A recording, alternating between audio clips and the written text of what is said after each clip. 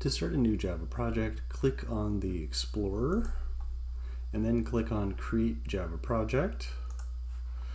Next, we have a number of options here. We're going to go with the simplest one, which is use no build tools.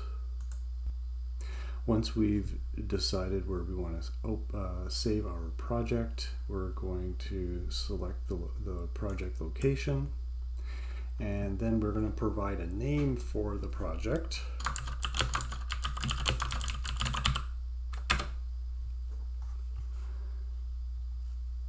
And what that does is set up a number of folders for us. And in one of the folders, we have a Java file, and there's a Hello World application in there by default. You'll notice that the run and debug options sort of appear in between two lines of code. So I'm going to click debug.